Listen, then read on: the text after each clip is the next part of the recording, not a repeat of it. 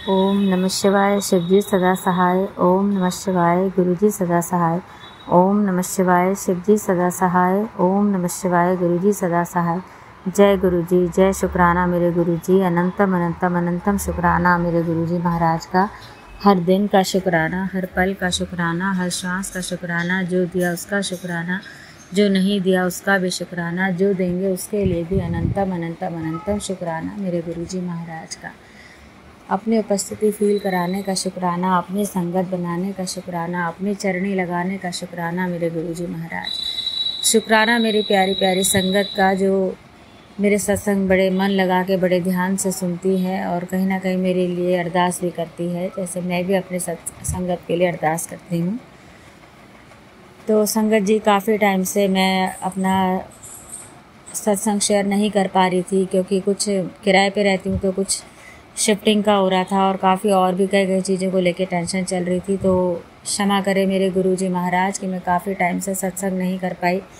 और क्षमा मैं अपने संगत परिवार से भी मांगती हूँ कि काफ़ी टाइम से वो मेरा सत्संग नहीं सुन पा रही थी। तो आज मैं अपना सत्संग शेयर कर रही हूँ। अभी मैंने परसों ही 30 तारीख को यहाँ शिफ्ट किया है अपने ऊपर फ्लोर में। तो कहीं ना कहीं गुरु पा की मर्जी रही होगी, क्योंकि जिस मकान में मैं नीचे फ्लोर पे सेकंड फ्लोर पे किराए पे रह रही हूँ, वहाँ मुझे ठीक ही लग रहा था, मतलब कोई परेशानी नहीं थी, ठीक था। और ऐसा भी था कि जिन लोगों के जहाँ हम रहते हैं वो लोग अपना कहीं और रहते हैं, उनका बेटा कहीं और रहता है, तो हमें कोई ऐसा खाली करने का कोई ऐसा नहीं था कि हम खाली करना पड़ेगा। और थोड़ा सा कुछ प्रॉब्लम थी, वो बहुत बड़ी प्रॉब्लम नहीं होती है, ठीक है, सर्वाइव कर ही रहे थे हम लोग। लेकिन एकदम से कुछ ऐसा बना कि हमें एकदम से खाली करने के लिए बोल दिया गया मकान, कि उनका बेटा शिफ्ट होना है, ऐसे ऐसे करके संगत जी। तो एकदम झटका तो लगा मुझे बहुत, पर कह नहीं सकते, क्योंकि अब अगर मकान मालिक बोल रहा है तो आपको शिफ्ट करना ही पड़ता है। आप हाँ ना नकुर तो कर ही नहीं सकते हो। और हम लोग तो ऐसे बिल्कुल भी नहीं है, जैसे किसी ने कह दिया चलो ठीक है कर देते हैं। तो 1 मंथ का उन्होंने हमें 5 दिन का टाइम मांगा था। 1 मंथ का मैंने उनसे कह के टाइम लिया था। तो अब हमने अपने ऊपर फ्लोर में शिफ्ट किया है। तो गुरु पा का देखो कि नीचे हमारे लिए जाली नहीं थी, तो वो ऊपर मुझे फ्लोर में जाली मिल गई है लगी हुई, कि बालकनी से मच्छरों की एंट्री नहीं हो सकती है। तो 5 साल हमने उस घर में काफ़ी सर्वाइव किया, बहुत दिक्कतें उठाई हैं। तो यहाँ अब कुछ चीज़ें ठीक हैं, लेकिन अब एक और यहाँ प्रॉब्लम आ गई है संगत जी। क्या है कि यहाँ पे पानी की व्यवस्था ठीक नहीं है, मतलब किसी भी नल में पानी नहीं आता है। मैं इतनी दुखी हूँ संगत जी, मैं क्या ही बताऊँ। अब मेरा संगत परिवार है, तो मेरे संगत परिवार भी सोच रहा होगा कि ये क्या लेके बैठ गई है। लेकिन अब वो ये दुख भी और सुख भी अपने परिवार के साथ ही शेयर किए जाते हैं, इसीलिए मैं शेयर कर रही हूँ। और इसमें मेरे गुरु पा की ही मुझे ऐसा लगता है कोई ना कोई रजा होगी, कोई ना कोई मर्जी होगी। कहते हैं ना कि गुरु पा जब कुछ बड़ा देने वाले होते हैं, कुछ अच्छा देने वाले होते हैं, करने वाले होते हैं अपनी संगत के लिए, तो वो नींबू की तरह निचोड़ देते हैं। तो संगत जी, मैं सच बताऊं आपको कि मैं सच में बिल्कुल बहुत ज़्यादा एक तरह से नींबू की तरह ही निचोड़ दिया है गुरु जी ने।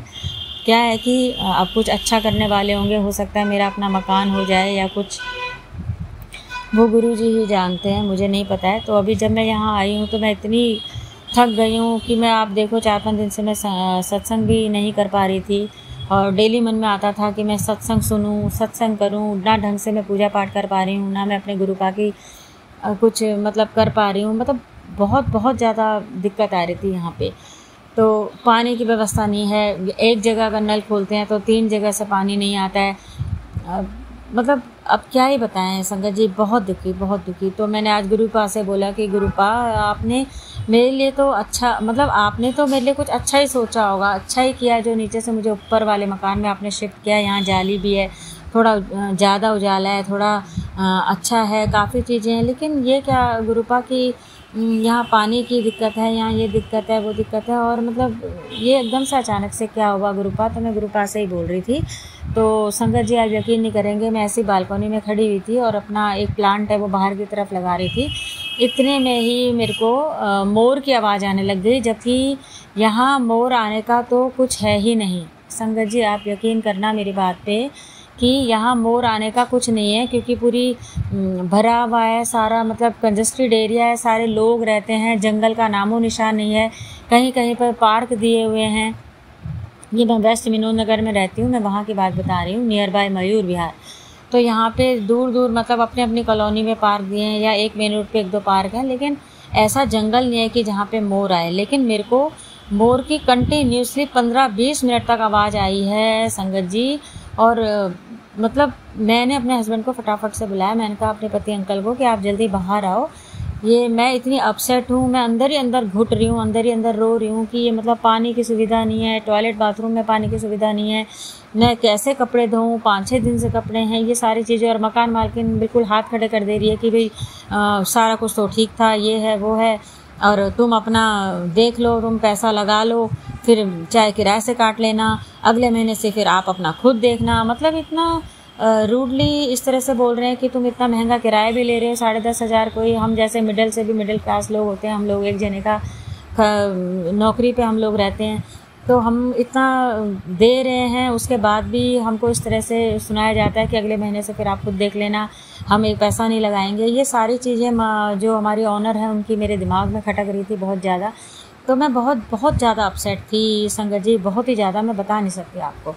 तो मैंने एकदम पति अंकल को बुलाया, मैंने बोला ज़रा जल्दी बाहर आओ, ये मोर की आवाज़ आ रही है। और वाकई में उन्होंने सुना या नहीं सुना मुझे नहीं पता, उन्होंने मेरी हाँ में हाँ मिला दी कि अच्छा हाँ ठीक है। तो मेरे को एक तरह से गुरुजी ने मेरे को अपनी उपस्थिति फील कराई, अपनी प्रेजेंस फील कराई कि तू बिल्कुल निराश मत हो, तू बिल्कुल मत रो, ये जो भी हो रहा है मेरी मर्जी से हो रहा है और सब अच्छा ही होगा। तो फिर मेरे दिमाग से थोड़ा सा एक टेंशन निकल गई। मैंने कहा नहीं, मेरे गुरुपा ही कर रहे हैं, मेरे गुरुपा की मर्जी से ही हो रहा है। तो अगर इसमें मुझे कमियां नज़र आ रही हैं, कुछ कमी है, कुछ मैं उदास हूँ, कुछ मैं अपसेट हूँ, कुछ लोगों की बातों से अपसेट हूँ, उदास हूँ, तो कहीं ना कहीं मेरे गुरु जी मेरे ये पिछले जन्म के इस जन्म के कर्म कटवा रहे हैं। और ये कर्म ऐसे ही कटने होंगे कि मेरे को गुरुपा नींबू की तरह निचोड़ रहे हैं। तो आगे शायद मेरे लिए अच्छा होगा, ये सोच के फिर मैं चुप हो गई, मैं अपना काम करने लग गई। और गुरुपा के लिए ना मैं चाय बना पा रही थी ना कुछ। फिर मैंने कल और आज थोड़ा सा जैसे तैसे करके अपने गुरुपा के लिए चाय बनाई, पर मैं उस तरह से पूजा पाठ नहीं कर पा रही हूँ जैसे संगत जी में करती हूँ, क्योंकि आप लोग जानती हैं कि जब घर चेंज होता है तो कितना मतलब सामान होता है, मतलब बहुत मुश्किल हो जाता है। और ख़ासकर तब मुश्किल हो जाता है जब हमारी अपनी खुद की तबीयत सही नहीं रहती है, मतलब सिर दर्द हो रहा है, आपको बहुत सी चीज़ें हो रही हैं। अभी संगत जी काफ़ी टाइम से मेरे को कैंसर के भी जैसे बहुत ज़्यादा सत्संग आ रहे थे, और मेरे गले में सच बताऊं तो मतलब कि हो गए हैं 20 दिन करीब तो हो ही गए होंगे। मेरे गले में एक गांठ सी थी और उसमें इतना दर्द था। और परसों बाथरूम में कुल्ला करते हुए मेरे मुँह से थोड़ा सा खून भी निकला। तो खराश में जैसे हम ब्रश करते हैं, तो मैं बहुत डर गई थी। और मैं इतना डर गई थी कि मैं ये सोच के डर रही थी कि मेरे बच्चों का क्या होगा अगर कल से मेरे कुछ बड़ी बीमारी हो जाती है, तो मेरे पति का क्या होगा, मेरी बहनों का क्या होगा। और मैंने भी अभी तक मतलब क्या ही देखा है, मतलब उम्र से अब तक मतलब हम एक तरह से काफ़ी चीज़ें इतना झेल चुके हैं कि मतलब क्या ही देखा, इस तरह से मैं सोच रही थी। और मेरे बच्चों का क्या होगा, पति अंकल कैसे घर संभालेंगे, क्या होगा, मेरी बहनें, क्योंकि सबसे छोटे बहनों भाइयों में मैं ही हूँ, तो वो भी कितनी दुखी होंगी। तो जो लोग मुझे पसंद करते हैं, मुझे प्यार करते हैं, वो बहुत दुखी होंगे। और बाकी जो मुझे प्यार नहीं करते हैं, मुझसे आधे से ज़्यादा लोग तो मेरे से मतलब बहुत ईर्ष्या रखते हैं, द्वेष रखते हैं, तो वो ही खुश होंगे, बाकी तो मेरे अपने खुश नहीं होंगे। तो ये सारी चीज़ें मैं अपने गुरु पास से डिस्कस कर रही थी, गुरु पास से बातें कर रही थी। और बस फिर मैं हॉस्पिटल, मुझे पति अंकल मेरे परसों मेरे को हॉस्पिटल लेके गए, क्योंकि गले का दर्द बर्दाश्त नहीं हो रहा था और क्योंकि थोड़ा सा मुँह से खून भी निकल गया था, तो डर लग रहा था। तो आधी शिफ्टिंग में ही हमने पूरा अपना सामान बस रात को हमने रखा है, सुबह हमने रखा है, और सुबह हम अर्ली मॉर्निंग 7:30 बजे हॉस्पिटल गए, लाल बहादुर शास्त्री गए, वहाँ हमने फटाफट पर्चा बनवाया। और लेकिन मैं गुरु मंत्र ही कर रही थी, ओम नमः शिवाय, शिव जी सदा सहाय, ओम नमः शिवाय, मेरे गुरु जी सदा सहाय। तो बस गुरु पास से मैंने अरदास लगाई हुई थी कि गुरुपा मुझे ठीक कर देना, मुझे कोई बड़ी भयंकर बीमारी ना देना गुरुपा, बड़े से बड़े बीमारी, बड़े से बड़े कष्ट को छोटे में काट देना गुरुपा। और संगत जी यकीन मानिए आप कि उन्होंने मेरे को ये बोला, डॉक्टर मैम ने, कि कुछ नहीं है, ये एसिडिटी की वजह से आपके गले में गांठ से बन गई है, फूड पाइप में बहुत ज़्यादा छाले हो गए हैं, तो आपको दवाइयाँ खानी है कंटिन्यू, 7 दिन के बाद आपको आना है। मैं बहुत खुश हुई संगत जी। सच में मेरे गुरु पा एकदम से सुन लेते हैं। जो मैं ये पानी के लिए, इसके लिए, उसके लिए रोती हूँ, मतलब कि पानी नहीं आ रहा है, नल में पानी नहीं आ रहा है, ये हो रहा है, बोला ये सारी की सारी चीज़ें धरी रह जाती हैं अगर कोई दिक्कत आ जाती तो। पर अब ठीक है, मेरे गुरु पा ने मुझ अज्ञानी, मुझ मूर्ख लड़की की बात को सुना, समझा। उन्होंने, वो हंस भी रहे होंगे कि मतलब कि इन छोटी छोटी चीज़ों के लिए दुखी हो रही है, रो रही है, और जबकि मैंने इसके बड़े से बड़े कष्ट को छोटे में काट दिया है। और यकीन मानिए संगत जी, गुरु पा के मंत्र जाप में इतनी शक्ति है कि इस मंत्रोच्चारण से मुझे नहीं पता क्या होने वाला था और वो छोटे में कट गया। अभी भी मुझे गले में गांठ सी है, मुझे दर्द भी है, लेकिन मैं दवाइयाँ खा रही हूँ, गुरु जी का जल प्रसाद भी पी रही हूँ, उनका चंदन तिलक भी लगा रही हूँ। तो मेरे को मेरे गुरु पा पे पूरा विश्वास है मेरे संगत परिवार जी कि कुछ नहीं होगा मुझे, और मेरे गुरु पा मेरे अंग संग रहेंगे, मुझे कोई बड़ा बीमारी नहीं होगी, उससे वो मुझे बचाएंगे। और क्योंकि जब हम सत्संग सुनते हैं तो गुरु पा खुद बोलते हैं कि आप जितने ज़्यादा सत्संग सुनोगे, तुम्हारे बड़े से बड़ी बीमारी छोटे में कष्ट में कट जाएगी। और मैं इतना थकी हुई थी कि ये अभी भी मैंने सुबह, आज मैंने सत्संग सुना, 3-4 दिन से मैं सत्संग भी नहीं सुन पा रही थी, और उसमें भी मैं आधे सत्संग में सो गई संगत जी। अब मुझे इतना बुरा लगा कि मतलब गुरु पा हमारे लिए इतना करते हैं, एक सत्संग सुना के हमें बड़े से बड़े कष्ट को काट देते हैं। और मेरे जैसे मूर्ख और अज्ञानी लोग क्या होता है कि थकान की वजह से सो गए। जहाँ मैंने इतना झेल लिया था, मैं थोड़ा और झेल सकती थी, लेकिन वही है ना कि बस नींद आ गई। अब मैं अपने गुरु पा से अभी इसी सत्संग के दौरान मैं माफ़ी मांगती हूँ मेरे गुरु पा, मैं सच्चे दिल से माफ़ी मांगती हूँ गुरु पा, मुझे माफ़ कर देना मेरे गुरु पा कि मैं पूरा सत्संग नहीं सुन पाई हूँ, थोड़ा थोड़ा मैंने सुना। लेकिन गुरु पा अब मैं सुनूंगी, मैं फिर से सत्संग सुनूंगी और आपकी हर बात मानूंगी मेरे गुरु पा। और संगत जी, आपसे भी मैं विनम्र प्रार्थना करती हूँ कि आप भी पूरा सत्संग सुना करिए, मेरी तरह मत करिएगा, क्योंकि जितना हम सत्संग सुनते हैं उससे ही हमारे कष्ट और हमारे बड़े से बड़ी बीमारियाँ, रोग और आने वाली परेशानियाँ दूर होती। तो मैं अब अपने सत्संग को अभी यहीं पे विराम देती हूँ और अगले सत्संग की तैयारी करती हूँ, और अपने पूरे संगत परिवार से और अपने गुरु जी से फिर से मैं माफ़ी मांगती हूँ। अगर बोलने में, सत्संग करने में मुझसे कोई गलती हो गई हो या मेरी बात से किसी को भी थोड़ा सा भी बुरा लगा हो तो मुझे कृपया माफ़ कर दें। ओम नमः शिवाय। शिव जी सदा सहाय। ओम नमः शिवाय। मेरे गुरु जी सदा सहाय।